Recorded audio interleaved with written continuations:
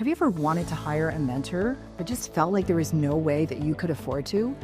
Well, today I'm going to share with you an actual recipe from the Bible, and it is found in 2 Kings 4:1-7. And it's actually a widow's miracle. It's an exact recipe of how she was able to do the very things in her business without having incredible amounts of cash flow or a government loan. That she was able to take a look at what was in her hand, and it's right from the Bible. There's a common misconception that when we are wanting to go ahead and do something that's extraordinary or audacious, that we need to have some miracle finances show up from some other outside source. Did you know that that's actually not biblical? Did you know that God asks us to look at what's in our hands? That it's the very things that are in our hands that God will multiply. You know, at one time, I was a single mom.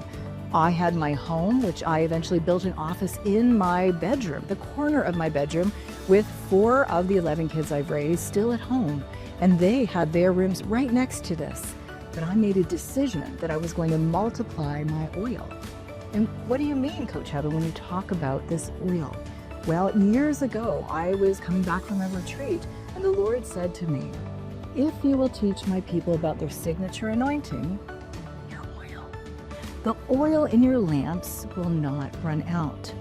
This spoke volumes to me, and I'm hoping that it's going to today for you as I share more about this that you can find again in 2 Kings 4:1-7.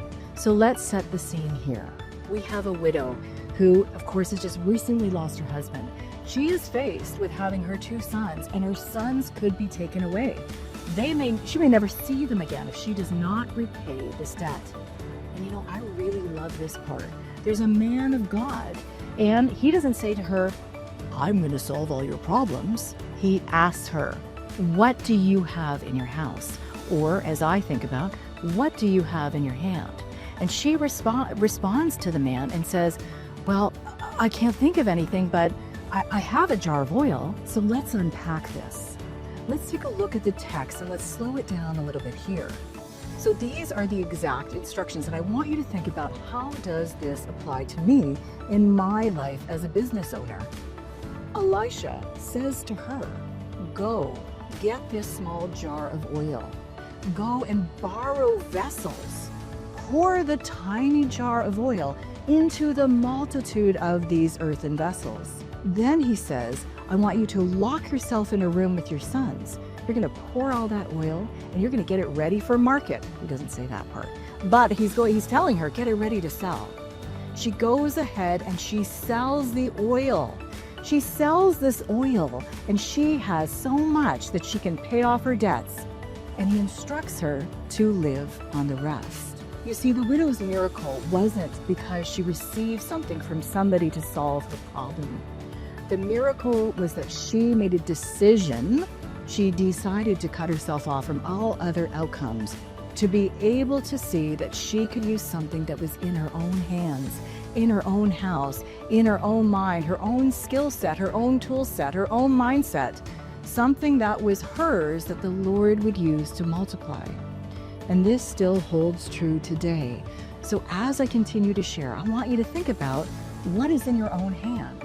What is something that you can multiply right now? Maybe you have already created a course. Maybe you have things in your house that you can sell. Maybe there's properties that are no longer valuable to you.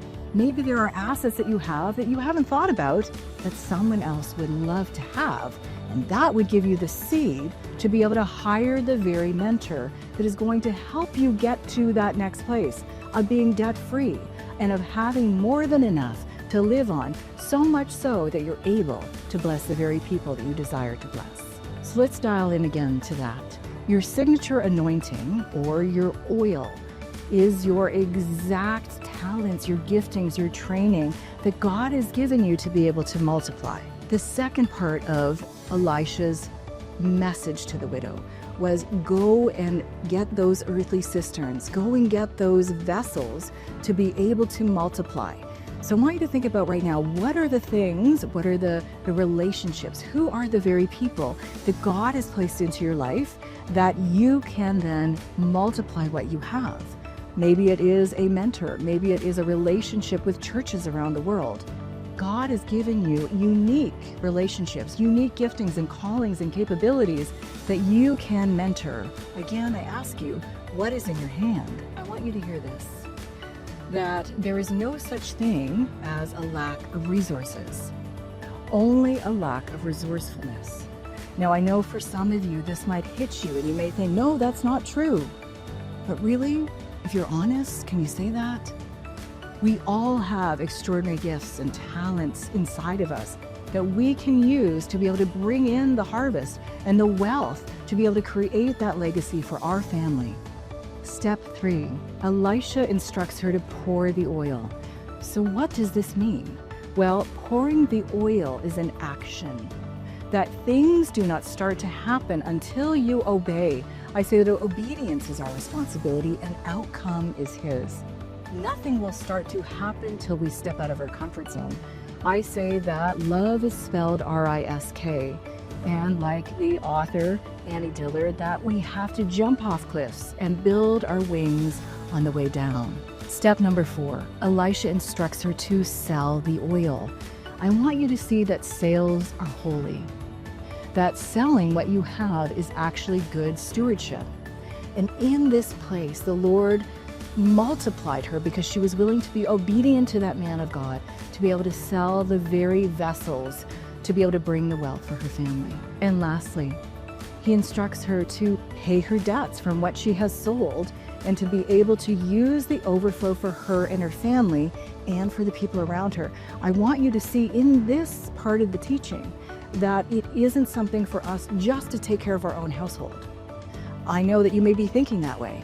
Sometimes when we're thinking so small, we don't see extraordinary things happen. It is actually biblical for us to pay off our debts, then to have an overflow, and in that overflow is what we bless others with. So I hear you. I hear what you're thinking.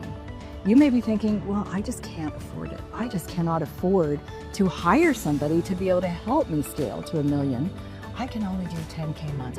I'm going to have that as my goal. Well, that's fine. But is it what you really want? When you say you can't afford something, you're actually saying, this isn't important enough for me to solve. I want you to think about that for a moment. If it was really important to you, and maybe not just you, but in general you, if it's really important to us, we will find a way. If our child needed a surgery somewhere, we'd find the finances. And you know what? Can I be real with you? Sometimes we just want a car or we want a countertop. We find the finances for that.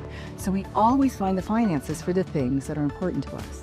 Again, if you are interested in hiring a mentor, but you don't think you can afford it, I just ask you to look again. Take a look at what is already in your hand. What is the oil that you have on the inside of you that no one else has? In fact, I believe that we're genetically accurate for our assignments, that there is no one like me, and truthfully, there's no one like you. And start to take a look at, what do I already have that I could use to multiply? And is this really something that I want? If it's something that you really want, to hire someone and to be able to scale to that next level, ask yourself, am I really willing to pay that price? Jesus paid a price for us, and He took upon Himself everything so that we could actually experience the very best.